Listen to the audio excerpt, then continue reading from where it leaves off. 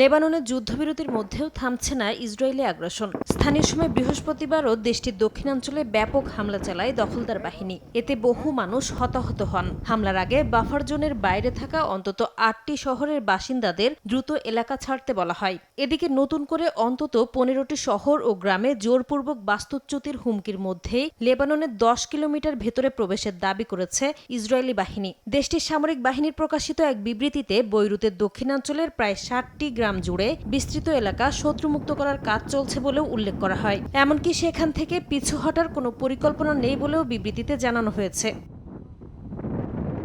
Netanyahu বাহিনীর হামলার জবাবে ইসরায়েলের সোমেরা সীমান্ত এলাকায় ড্রোন হামলা চালিয়েছে হিজবুল্লাহ। এতে বেশ কয়েকজন সেনা হতাহত হন।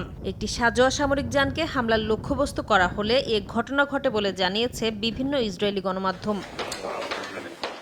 এদিকে যুদ্ধবিরতি থাকা সত্ত্বেও ইসরায়েল তা প্রতিদিনই লঙ্ঘন করছে বলে অভিযোগ করেছেন লেবাননের প্রেসিডেন্ট জোসেফ আউন। চিকিৎসক, সাংবাদিক, স্বেচ্ছাসেবী কেউই রেহাই পাচ্ছেন না বলে দাবি করে বেসামরিক নাগরিকদের ওপর হামলা বন্ধে তেল আবিবের ওপর চাপ বাড়াতে আন্তর্জাতিক সম্প্রদায়ের প্রতি আহ্বান জানান তিনি। একই সঙ্গে ইসরায়েলের বিরুদ্ধে অভিযোগ তদন্তে আন্তর্জাতিক অনুসন্ধান কমিটি গঠনের দাবি জানিয়েছেন দেশটির পার্লামেন্টের স্পিকার নাবিহ বেরি।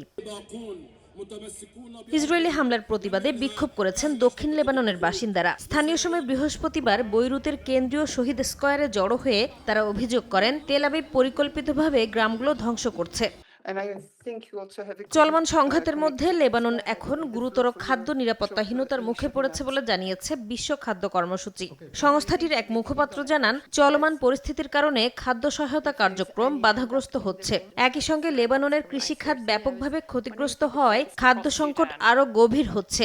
সংঘাত অব্যাহত থাকলে পরিস্থিতি আরও ভয়াবহ হতে পারে বলেও সতর্ক করেন তিনি। নাসরিন রুমি, সময় সংবাদ।